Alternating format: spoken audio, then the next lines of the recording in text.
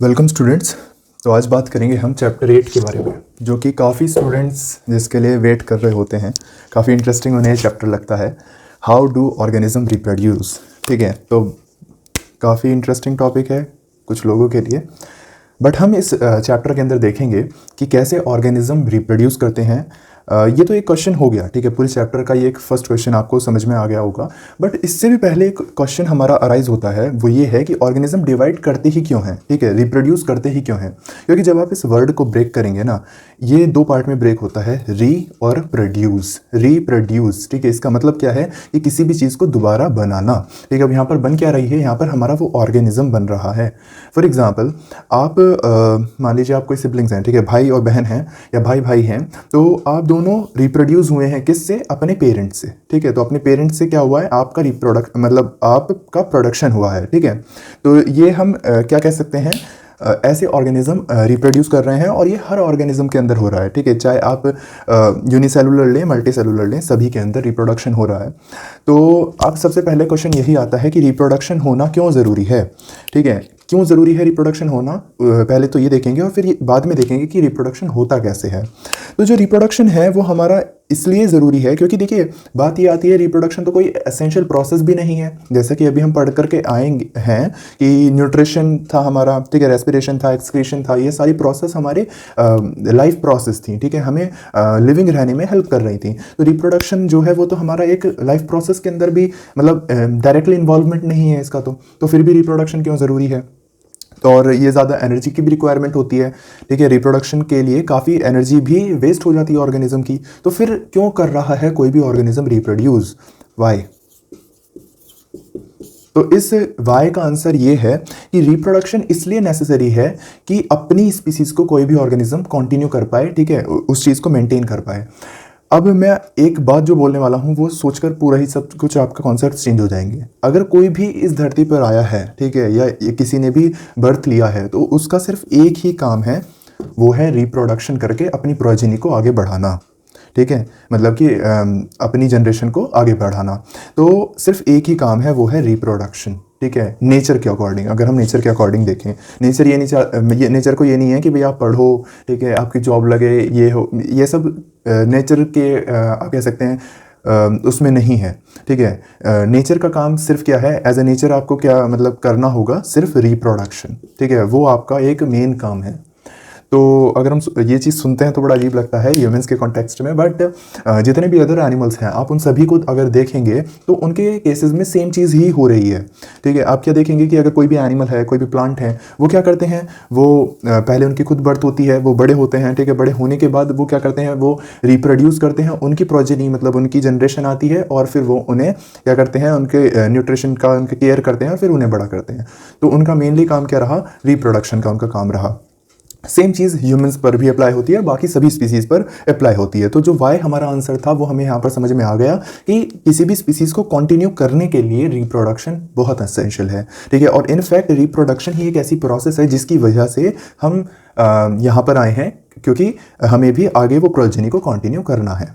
ठीक है, तो ये हमारा फर्स्ट जो क्वेश्चन था उससे हमने टैकल कर लिया। अब देखिए रिप्रोडक्शन तो ठीक है, हमें समझ में आ गया कि ऐसे रिप्रोडक्शन होता है, बट बात यहाँ पर यह आती है कि रिप्रोडक्शन होगा किस किस के बीच में।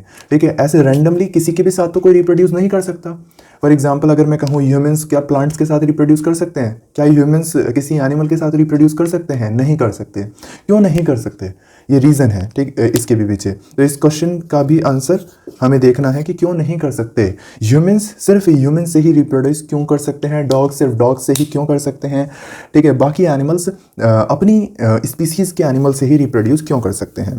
तो देखिए एक वर्ड आता है स्पीसीज़।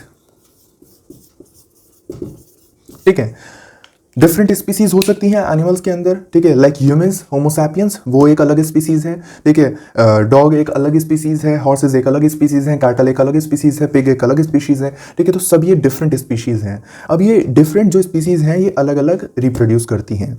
अब हम किसी को एक अलग स्पीसीज में कैसे रख सकते हैं? अब देखिए इसके लिए मैं आपको एग्जाम्पल दे सकता हूँ।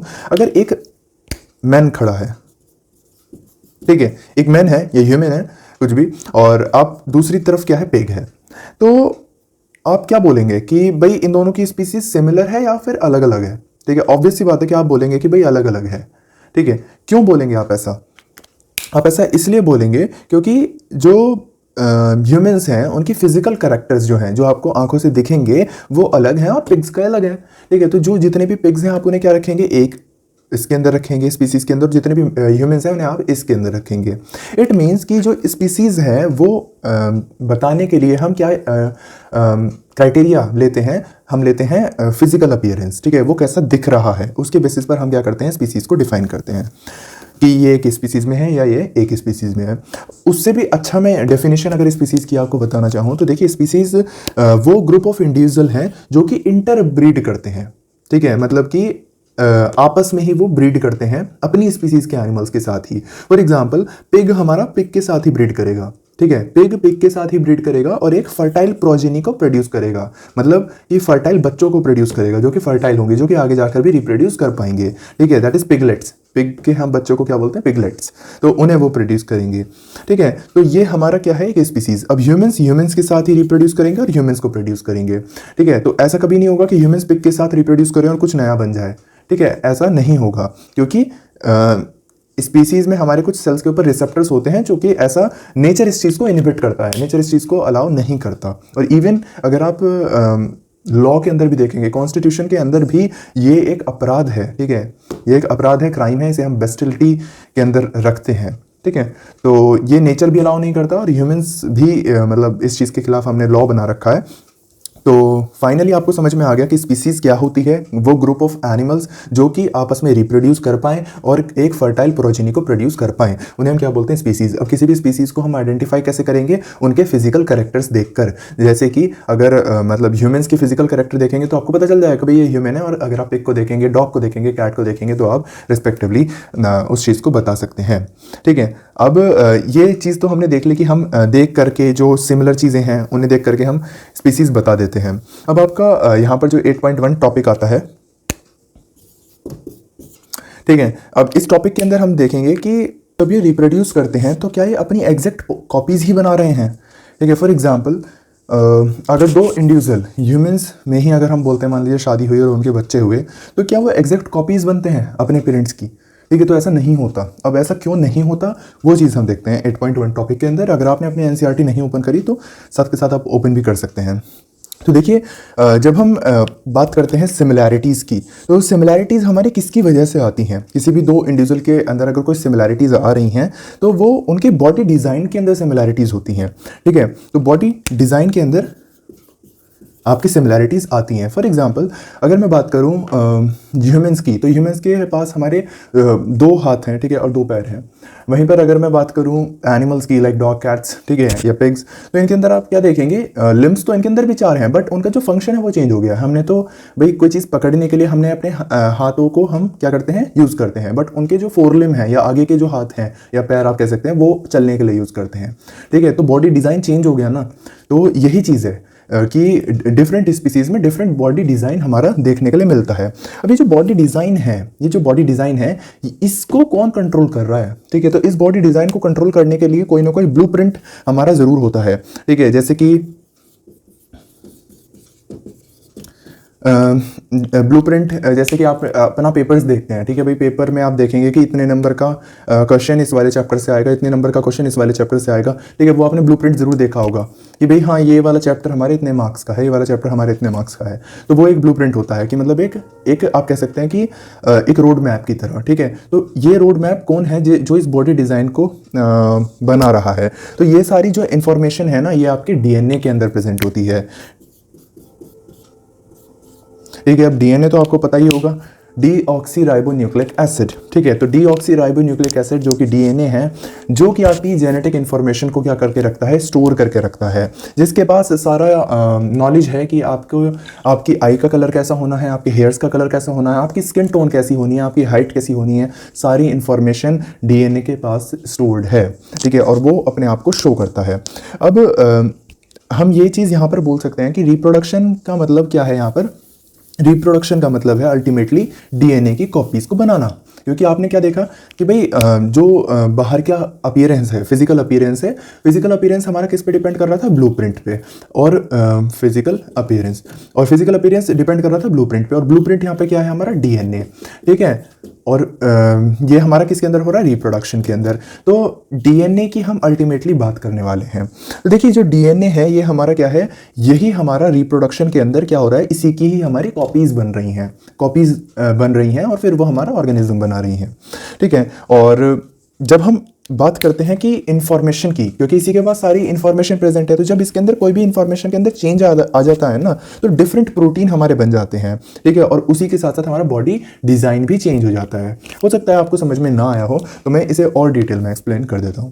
देखिए आपकी डीएनए के अंदर स्मॉल फ्रेगमेंट्स होते हैं, ठीक है, जीन्स उन्हें हम बोलते हैं। तो डीएनए के ही हमारे वो फ्रेगमेंट्स होते हैं, और फ्रेगमेंट मतलब कि पीसेस, ठीक है। तो उन्हीं का ही हमारा क्या होता है, उन्हीं से ही हमारा आरएनए आपका बनता है।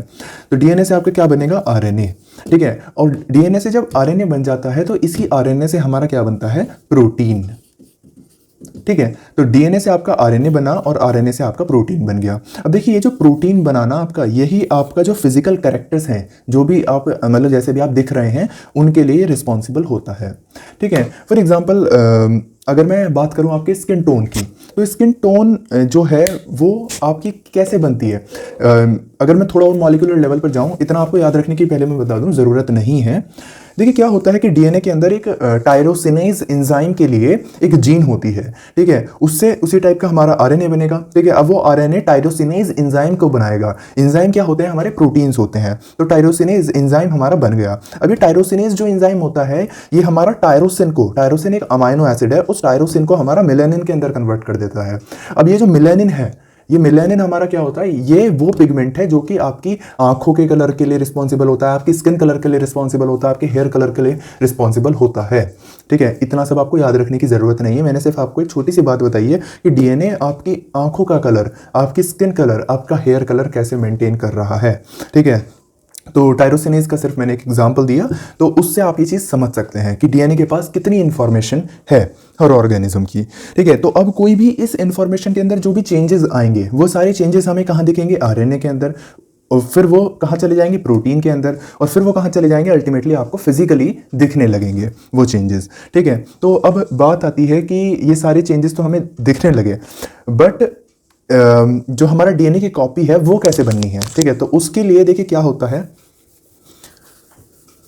डीएनए की कॉपी हमारी कैसे बनती है। डीएनए पहले ये बताइए प्रेजेंट कहाँ होता है। डीएनए हमारा प्रेजेंट होता है सेल के अंदर, और सेल के अंदर भी न्यूक्लियस के अंदर। तो न्यूक्लियस के अंदर हमारा डीएनए प्रेजेंट होता है। तो जब सेल हमारा क्या करती है, सेल डिवीजन, तो सेल हमारा डिवाइड करती है, ठीक है, डिवाइड कर देती है। तो सेल जब डिवाइड करती है तो दो तरह के डिवीजन होते हैं सेल के अंदर बेसिकली। ये आपके बुक के अंदर दिया हुआ नहीं है, इसलिए मैं डिटेल में नहीं जाऊंगा, नहीं तो कुछ बच्चों को समझ में आएगा, कुछ को नहीं आएगा। तो सेल डिवाइड करती है दो मेथड के थ्रू, एक होता है हमारा माइटोसिस, एक होता है हमारा मियोसिस, ठीक है। डिटेल में जाने की जरूरत नहीं है। माइटोसिस में क्या होता है कि इतना तो आपको पता होगा कि 2n और n क्या होता है, ठीक है, मतलब कि दो सेट ऑफ क्रोमोसोम्स, ठीक है, और सिंगल सेट ऑफ क्रोमोसोम्स, ये तो पता ही होगा आपको। तो क्या होता है कि जब भी माइटोसिस होता है ना, तो सेल अपनी जैसी एग्जैक्ट कॉपी बनाती है, मतलब कि 2n से 2n ही बन जाती है, ठीक है। और ये आपका नॉर्मल बॉडी के अंदर ये होती रहती है, ठीक है। बट जब भी मियोसिस होता है, ठीक है, तो जब भी मियोसिस होता है तो आपकी जो 2n वाली सेल है वो आपका सिर्फ आधा ही कंटेंट भेज पाती है। तो मतलब ये 2n का आपका 2 में डिवाइड कर देती है, ठीक है। तो ये होता है आपका मियोसिस। अब क्या होता है कि ये वाली जो प्रोसेस है, ये वाली प्रोसेस तो आपकी नॉर्मल बॉडी के अंदर चलती रहती है, ठीक है, इसमें कोई दिक्कत नहीं है। बट ये वाली जो प्रोसेस है, ये आपकी जर्मिनल, जो आप कह सकते हैं ना, जर्मिनल एपिथेलियम, जो कि आपके गैमीट्स हैं, जिनके थ्रू गैमीट्स बनते हैं, उनके अंदर ये होता है। अब देखिए ये क्यों होती है, मियोसिस क्यों होती है। अगर आपको डिटेल में पढ़ना है, आप नेट से भी इस चीज़ को सर्च कर सकते हैं, ठीक है। क्योंकि मैं अगर यहाँ पे बहुत डिटेल में जाऊँगा तो आधे बच्चे समझ पाएंगे, इवन आधे से भी कम समझ पाएंगे, और कुछ को समझ में नहीं भी आएगा। तो इसलिए अगर किसी को एक्स्ट्रा पढ़ना है वो नेट से पढ़ सकता है, बट फिर भी मैं ये चीज़ और बता देता हूँ। देखिए क्या होता है, जब भी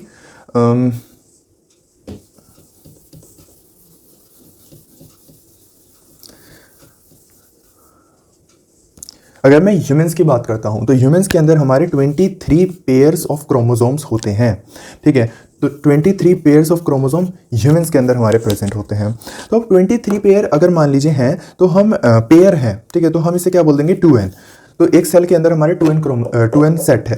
तो अब अगर मान लीजिए इसका डिवीजन होता है, ठीक है, और डिवीजन होने के बाद मतलब मेरा क्या है डिवीजन कहने से कि अब ये नेक्स्ट प्रोजेनी मतलब गैमीट्स इसको बनाने हैं। तो अगर ये गैमीट 2n ही बना देता है फॉर एग्जाम्पल, तो मान लीजिए 2n इसने बना दिए, ठीक है, एक ऑर्गेनिज्म ने। अब आपको पता है कि भाई गैमीट के फ्यूजन से ही हमारा क्या होता है, कोई भी रिप्रोडक्शन में आगे इंडिविजुअल बनते हैं। तो 2n अगर इसने बना दिए तो 2n हमारे मदर से भी तो आते हैं भाई। मान लीजिए फादर है, मदर से भी तो हमारे 2n आता है।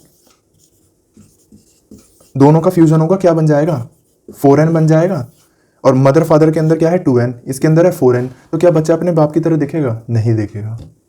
बाप की तरह छोड़ो, माँ की तरह भी नहीं दिखेगा। और पता है क्या होगा इसके अंदर अजब ही खेल हो जाएगा। पता है क्या होगा, मान लीजिए 2 हाथ हैं, पापा के 2 हाथ हैं तो बच्चे के 4 हाथ हो जाएंगे, ठीक है। पापा की 2 टांगे हैं, बच्चे की 4 टांगे हो जाएंगी। तो बिल्कुल ही सेट जो है वो हमारा गड़बड़ा जाएगा। बट ऐसा जनरली नहीं देखा जाता। कुछ एबनॉर्मेलिटीज़ हैं जहाँ पर हमारा ये क्रोमोसोम नंबर बिगड़ता है, इम्पेयर होता है, ठीक है। वो हम जेनेटिक डिसऑर्डर्स जब पढ़ते हैं 11th क्लास में, तब हम 12th क्लास में तब हम देखते हैं। अभी तक आपको ये याद रखना है कि ऐसा नहीं होता। और ये सेल कैसे डिवाइड करती हैं, देखिए मैं यहीं पर आपको बता देता हूँ। ये सेल 2n वाली n में डिवाइड करती है, ऐसी मदर के अंदर भी n में और n में डिवाइड करती है। और ये जो n है ये कंबाइन कर जाते हैं। जब ये n कंबाइन करेंगे तो क्या बन जाएगा 2n, ठीक है। तो मदर के अंदर भी 2n है, फादर के अंदर भी 2n है, बच्चे के अंदर भी 2n है। अब ये बच्चा नॉर्मल होगा, ठीक है। तो ये डिवीजन होता है, ठीक है, ऐसे आपका डिवीजन होता है। और ये आपके क्या है नंबर ऑफ क्रोमोसोम्स, जो मैं 2n आपको बता रहा हूँ, ठीक है, मतलब सेट ऑफ क्रोमोसोम्स बेसिकली। तो ये आपको समझ में आ गया है। इसके बाद अब डीएनए रेप्लिकेशन। अब बेसिकली देखिए क्रोमोसोम क्या है। क्रोमोसोम जब डीएनए की कॉइलिंग होती है तो ही तो वो क्रोमोसोम बनता है, ठीक है। जब डीएनए हमारा कॉइल होता है तभी तो वो हमारा ऐसे कॉइलिंग होकर ही तो हमारा क्रोमोसोम बनाता है भाई, ठीक है। तो क्रोमोसोम जो हमारा डीएनए का रेप्लिकेशन अल्टीमेटली वो क्रोमोसोम का भी तो रेप्लिकेशन ही हुआ। तो देखिए जब डीएनए का रेप्लिकेशन हुआ तो फिर क्या हुआ कि इस डीएनए को हमने क्या कर दिया, ऐसा तो नहीं कर सकते कि भाई एक सेल है इसके अंदर क्या हो रहा है, यहाँ पर डीएनए हमारा इंक्रीज हो रहा है। क्योंकि देखिए सबसे पहली जो स्टेज आती है ना उसके अंदर सबसे पहले डीएनए ही बढ़ता है। और इस डीएनए को बढ़ने को कंपनसेट करने के लिए सेल डिवाइड करती है। अब मान लीजिए डीएनए बढ़ता जा रहा है, ठीक है। तो अब इस सेल को लगा भाई एक्स्ट्रा डीएनए हो गया है, डबल हो गया जस्ट, तो मुझे अब इसे बाहर निकालना है। अब क्या इस डीएनए को ये सेल ऐसे ही बाहर निकाल देगी, मतलब इतने पार्ट को? तो क्या ये सर्वाइव कर पाएगा? आंसर है नो, नहीं सर्वाइव कर पाएगा। तो इसके लिए क्या करना पड़ेगा, सेल को इस डीएनए के लिए बाकी जो ऑर्गेनेलीज हैं, ठीक है, माइटोकॉन्ड्रिया, राइबोसोम्स और भी बाकी जो प्लाज्मा मेम्ब्रेन, ये सभी चीज़ इस डीएनए के लिए भी बनानी पड़ेंगी, ठीक है। तो सेल इसके लिए भी ये बनाएगी। तो ये सेल अल्टीमेटली क्या करेगी, 2 में डिवाइड कर जाएगी। और हर किसी के पास अपना डीएनए, अपना पूरा न्यूक्लियस होगा, ठीक है, माइटोकॉन्ड्रिया सब कुछ होगा, दोनों सेल्स के पास अपना होगा, ठीक है। तो ऐसे हमारा डीएनए का रेप्लिकेशन होता है। अब देखिए क्या होता है, कई बार ऐसे डीएनए का तो रेप्लिकेशन हो गया, बट जितनी भी हमारी देखिए बायोलॉजी के अंदर ना कोई भी चीज़ एग्जैक्ट नहीं होती। मतलब कि अगर मैं कुछ भी चीज़ अगर मैं आपके सामने कह रहा हूँ कि ये चीज़ ऐसे है, तो कहीं ना कहीं वर्ल्ड के अंदर उसका एक्सेप्शन ज़रूर प्रेजेंट होगा, ठीक है। कोई भी चीज़ एब्सोल्यूट नहीं होती बायोलॉजी के अंदर। तो इसी वजह से हम क्या कह सकते हैं कि अगर मान लीजिए हम कह तो रहे हैं कि भाई ये सेल डिवाइड कर जाएगी और बिल्कुल एक जैसे लगेंगे, ठीक है, बट कंप्लीटली आइडेंटिकल नहीं होते, ठीक है। क्यों नहीं होते? क्योंकि ये एक बायोलॉजिकल प्रोसेस है। आपको सुनकर हैरानी होगी, बट आपकी एक सेल के एक न्यूक्लियस के अंदर 2.2 मीटर, ठीक है, 2.2 मीटर का डीएनए आपका प्रेजेंट होता है। सोच सकते हैं आप, जो सेल जो कि आपको दिखती भी नहीं है, माइक्रोस्कोपिक है, उसके अंदर और भी छोटा उसका न्यूक्लियस है, उस न्यूक्लियस के अंदर आपका इतना लंबा डीएनए प्रेजेंट है 2.2 मीटर्स का, ठीक है। ये 2.2 मीटर्स है, मीटर्स, ठीक है। तो अब सोचिए ज़रा, इतने बड़े डीएनए को कॉपी करना, ठीक है, तो कहीं ना कहीं तो भी मिस्टेक हो ही सकती है। इतने बड़े डीएनए को अगर कॉपी करना है तो वो जो मिस्टेक्स होती हैं जो कि बायोलॉजिकल वर्ल्ड में हो रही हैं, बायोलॉजी में जो हो रही हैं, वो अल्टीमेटली आपकी वेरिएशंस लाती हैं, ठीक है। वेरिएशंस आपकी आती जाती हैं। अब वेरिएशंस आने की वजह से जब वेरिएशंस, ये सारी वेरिएशंस जब हम इवोल्यूशन के अंदर देखेंगे तो हम इस चीज़ को डिटेल में डिस्कस करेंगे। जब वेरिएशंस आपकी थोड़ी थोड़ी वेरिएशंस इकट्ठी होने लगती हैं, तो एक्यूमुलेट होने लगती हैं, तो लास्ट में वो क्या बना लेती हैं, वो म्यूटेट हो जाती हैं, ठीक है, म्यूटेंट बना लेती हैं। फॉर एग्जांपल आपने म्यूटेशन वर्ड तो सुना ही होगा, ठीक है। म्यूटेशन में हम क्या देखते हैं कि जो भी आपका जेनेटिक मटेरियल है, डीएनए है, उसके अंदर क्या आ जाता है, चेंज आ जाता है, ठीक है। पहले वो कुछ इस टाइप कुछ अलग टाइप का था, बाद में कुछ अलग टाइप का हो जाता है, ठीक है। और ये चेंज ड्रास्टिक नहीं होता, मतलब कि एक बारी में ही नहीं आ जाता, ठीक है। ये धीरे धीरे जब वेरिएशंस इकट्ठी होने लगती हैं, एक्यूमुलेट होने लगती हैं, तो ये हमारा चेंज आ जाता है और अल्टीमेटली आप देखते हैं कि वो बिल्कुल ही कंप्लीटली चेंज हो जाता है। फॉर एग्जांपल अगर आज आप देखेंगे कि जैसे मैं बात करूं डॉग्स की और वुल्फ की, तो वुल्फ और डॉग आज बिल्कुल ही अलग हो चुके हैं, ठीक है। हालांकि जो डॉग्स हैं वो भी वुल्फ से ही ओरिजिनेट हुए हैं, बट अगर आप देखेंगे डॉग्स के अंदर, आज डॉग्स के अंदर इतनी छोटी सी भी ब्रीड आती है और काफ़ी बड़ी भी ब्रीड आती है, ठीक है। और तो सोचिए इतनी छोटी सी ब्रीड जो होती है, ठीक है, पोमेरियन, ठीक है, चिहुआहुआ, ये छोटी ब्रीड आज वुल्फ से कितना डेविएट कर गई हैं। तो ये सब क्या किसकी बदौलत हुआ है, क्योंकि वेरिएशंस इकट्ठा हुई और कंप्लीट उसने अलग कर दिया, ठीक है। तो ये हमारा वेरिएशंस का और म्यूटेशन का कॉन्सेप्ट है। तो अब आपका 8.1.1 टॉपिक है द इम्पॉर्टेंस ऑफ वेरिएशन। तो वेरिएशंस की हमने बात कर ली, म्यूटेशन की हमने बात कर ली, तो अब इनकी ज़रूरत क्या होती है, क्या इंपॉर्टेंस है वेरिएशन की। तो देखिए जब हम इंपॉर्टेंस की बात करते हैं वेरिएशन की, तो एक टर्म हमें जाननी होती है, दैट इज़ निशे, ठीक है। तो निशे जो है ये हर किसी एनिमल का अलग होता है। अब ये होता क्या है, सबसे पहले आपको ये जानना है। तो देखिए निशे क्या है, किसी भी एनिमल की पोजीशन कहाँ पर, पोजीशन इन द इकोसिस्टम, ठीक है। तो किसी भी एनिमल की इकोसिस्टम के अंदर क्या पोजीशन है, उसे हम क्या बोलते हैं, निशे बोलते हैं। फॉर एग्जांपल अगर यहाँ पर मैं एग्जांपल दूँ ग्रास, ठीक है। ग्रास को कौन खाता है, डियर को कौन खाता है, लायन, ठीक है। तो ये हमारी एक सिंपल फूड चेन हो गई। तो इसके अंदर हर किसी ऑर्गेनिज्म का अपना एक निशे है, अपनी एक पोजीशन है। लायन डायरेक्ट क्या ग्रास को खा सकता है, नहीं। ग्रास क्या लायन को खा सकती है, नहीं। डियर क्या लायन को खा सकता है, नहीं।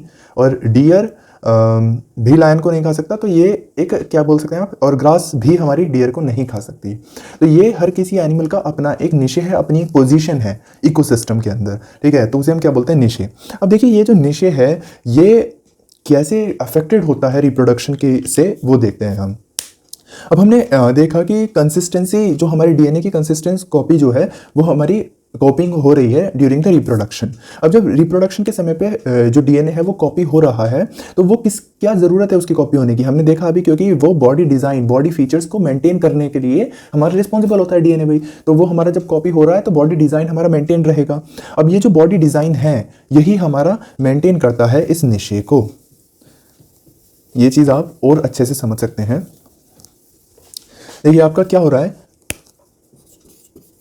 डीएनए का रेप्लिकेशन हो रहा है, ठीक है, रेप्लिकेट कर रहा है डीएनए। और जब डीएनए रेप्लिकेट कर रहा है तो उसकी वजह से क्या होगा, डीएनए अपनी इंफॉर्मेशन ट्रांसफर करेगा और इंफॉर्मेशन ट्रांसफर करके वो बॉडी डिजाइन को मेंटेन करेगा।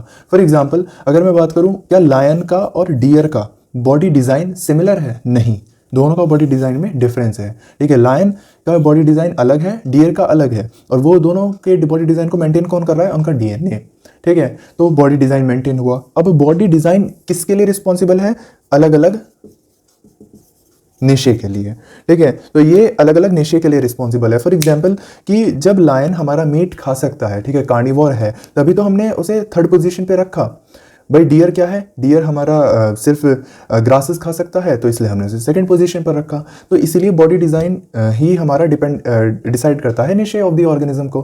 तो अल्टीमेटली रिप्रोडक्शन के थ्रू हमारा निशे क्या हो रहा है, मेंटेन हो रहा है, ठीक है, किसी भी ऑर्गेनिज्म का। तो इसीलिए रिप्रोडक्शन को हम क्या बोल सकते हैं, स्टेबिलिटी ऑफ स्पीसीज के लिए भी हमारा ज़रूरी है। किसी भी स्पीसीज को स्टेबल करने के लिए भी हमारा रिप्रोडक्शन क्या है, ज़रूरी है। अब ये डीएनए रेप्लिकेशन किसकी वजह, किसके अंदर हो रहा है, रिप्रोडक्शन के अंदर, ठीक है। और ये निशे किसके लिए इंपॉर्टेंट है, हमारा स्टेबिलिटी के लिए, स्टेबिलिटी ऑफ स्पीसीज, ठीक है।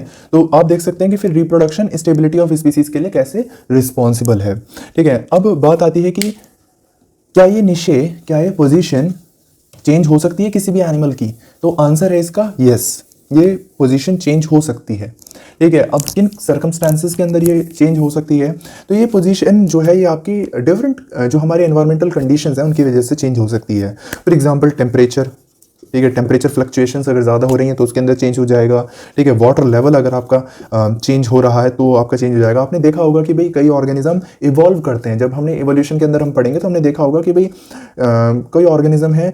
मैं सिंपल एग्जांपल आपको बताता हूँ कि अगर आप जम्मू कश्मीर के जो हमारे साथ स्टूडेंट थे एलन में, तो उन्हें काफ़ी कोटा में जाके काफ़ी गर्मी लगती थी, कोटा राजस्थान, ठीक है, तो वो वहाँ के टेम्परेचर के लिए इतने ज़्यादा कह सकते हैं आप अडेप्ट नहीं कर पा रहे थे, ठीक है। और ऐसे ही अगर हम में से कोई भाई जो नॉर्दर्न प्लेन्स का कोई भी इंसान वहाँ चला जाए तो उसे वहाँ पर जाकर बहुत ठंड लगेगी। तो पर हाँ, वो बात अलग है कि वो आगे जाके एक्लिमेटाइज कर जाएगा, ठीक है, अडेप्ट कर जाएगा, बट उससे निशे हमारा चेंज हो सकता है स्पीसीज के अंदर। ये तो एक सिंपल एग्जांपल दिया मैंने, इसके अंदर एज सच कोई निशे चेंज नहीं हो रहा, बट जब भी आपके एनवायरनमेंट के अंदर चेंजेस आते हैं ना, तो ऑर्गेनिज्म अपने आप को चेंज करते रहते हैं, और जब वो चेंज करेंगे तो कई बार ऐसा होता है कि उनका जो पोजीशन है ना वही चेंज हो जाती है। फॉर एग्जांपल हो सकता है भाई कि आगे जाके अगर लायन को डियर ना मिले और उसे मजबूरन घास खानी पड़े, हो सकता है, पॉसिबल है, ठीक है, तो एनवायरनमेंट के अंदर उसका क्या हो जाए, निशे चेंज हो जाए। तो ऐसा हर चीज़ पॉसिबल है, ठीक है, ऐसा कुछ भी नहीं है कुछ नहीं हो सकता, ठीक है, क्योंकि बायोलॉजी जो है वो बियॉन्ड आवर थिंकिंग है, जो हम सोच भी नहीं सकते ना वो भी चीज़ बायोलॉजी के अंदर हो सकती है।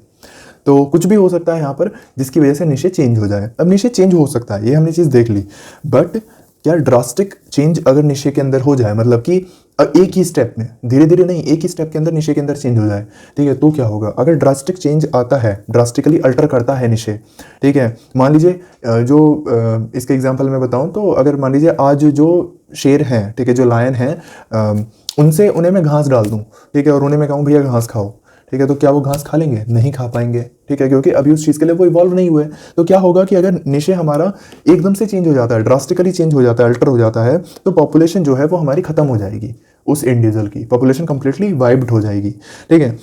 अब अगर पॉपुलेशन कंप्लीटली वाइप हो जाएगी तो क्या होगा कि पूरी स्पीसीज ही ऑलमोस्ट खत्म हो चुकी होगी वो, ठीक है, बट ऐसा हमेशा नहीं होता। फॉर एग्जांपल अगर मान लीजिए कुछ बैक्टीरियाज हैं और उनके लिए कोई एक टेम्परेचर है, मान लीजिए 37 डिग्री सेल्सियस हमारा एक टेम्परेचर है जिसपे सारे वो बैक्टीरियाज नॉर्मली सर्वाइव कर पाते हैं।